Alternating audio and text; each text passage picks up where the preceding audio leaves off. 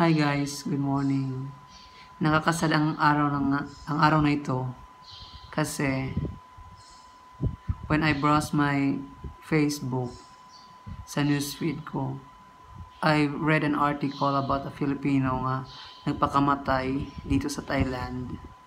Tinapos niya ang kanyang buhay kasi dala nga sa medyo maraming problema. Like, depressed siya, tapos nagkaroon siya ng anxiety, and then financial problem, kasi nga gawa ng no work, no pay dito sa Thailand. Tapos, nagkaroon siya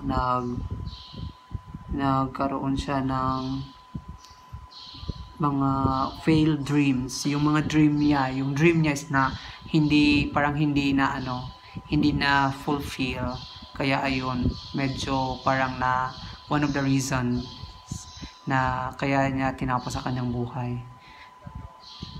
Kaya nakakalungkot lang kasi ayun, sa ganoong paraan, sa ganoong mga problema, doon niya tinapos ang kanyang buhay, in which na pwede naman natin siyang pwede naman natin maghanap ng mga ways na hindi natin sayangin ang ating buhay para sa ganoong lang. Kasi nga sabi nga nila, kung mag-fail man tayo sa ating dream, let us move on lang. Tapos gawin natin ang ating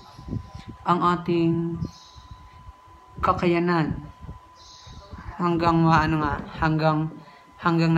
maging successful tayo. Kaya sabi nga sa isang try until you succeed. Kaya ayan, pero sa kanya parang hindi niya na yata nakayanan. Kaya ayun, tinapos niya na lang ang kanyang buhay. Pero guys, kung magpapakamatay man tayo, dapat hindi natin gawin dito sa ibang country, kasi yan ay magiging hassle lang sa ating mga pamilya. Gaya ng pagpapauwi ng ating katawan, tapos ng ating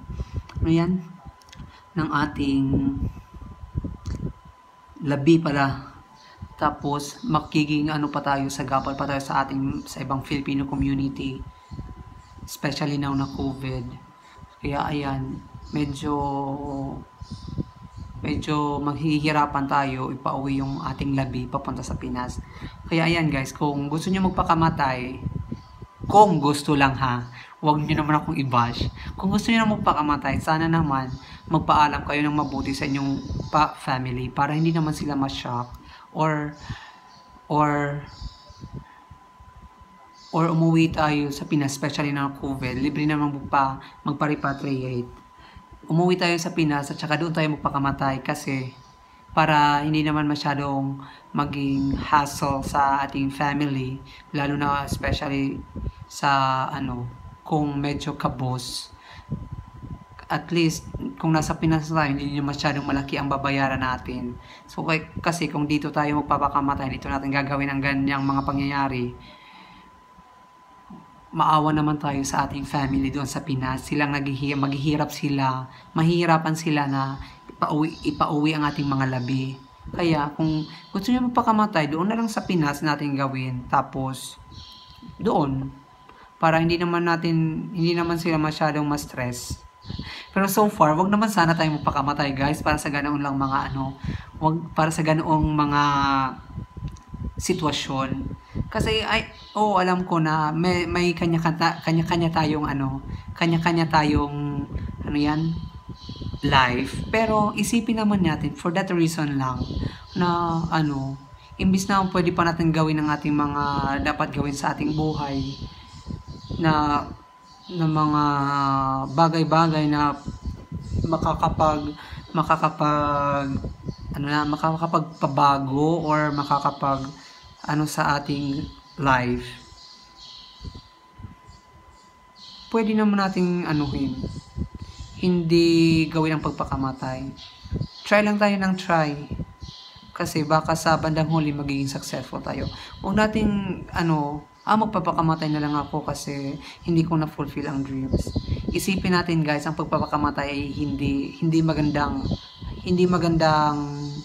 ano, parang hindi siya magandang it's a murder para sa sarili mo. Kasi pinatay mo ang sarili mo mismo, and which is not good sa sight sa Panginoon. Though sa atin self, masasabi natin na okay lang yun at okay lang yun, pero ano, mahirap din naman yun. Hindi naman ako nagsabi magiging kasalanan tayo. Si God ang bahala noon kung ano ang ano natin sa ganoong sitwasyon. Pero ang ano ko lang is, wag naman nating gawin madali ang ating buhay. Kasi lalo na tayong mga OFW, may mga pamilya pa tayo naghihintay sa Pinas. At saka kung plano mo man ito, sabi ko nga kanina, kung plano mo magpakamatay, umuwi ka sa Pinas, doon sa family mo, at least na nagpakamatay ka na doon sa kanilang sa kanilang side, hindi kung saan nasa malayo ka. Kaya ayan guys, yun lang ko sa ating mga OFW na wag naman natin madalin ang ating buhay, at saka wag nating seryosohin ang ating mga problema dito sa iba yung lugar, kasi nga may mga pamilya tayo naghihintay sa atin, even though if you are single or married or what. Kasi kung single ka man, may parents ka naghihintay sa iyo doon.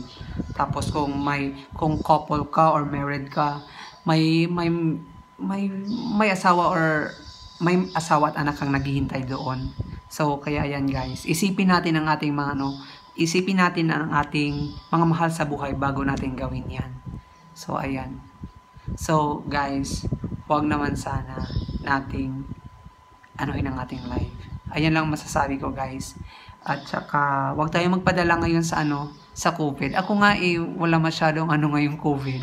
Work no pay din ako, and then walang sahod. Kaya ayan, hindi ko naman inano yung buhay ko.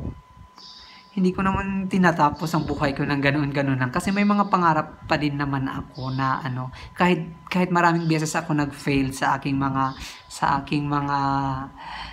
mga plans. But still, ini-encourage ko pa rin ang self ko na try lang. Let's do our best na na mahanap ko ang tamang way ng pagiging successful. Kasi nga iniisip ang family ko sa Pinas, kung magpapakamatay man ako dito, nako, paano yun? Ang pagpapauwi ng mga labi natin. So kaya ayan.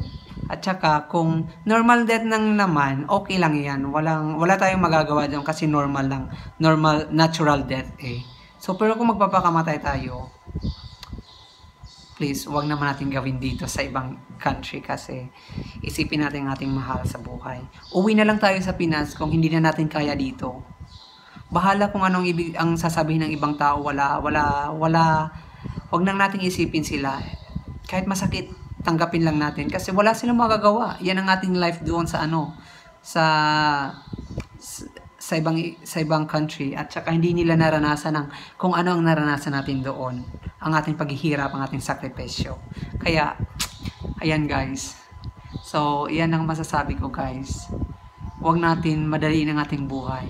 Let's find our ways na maging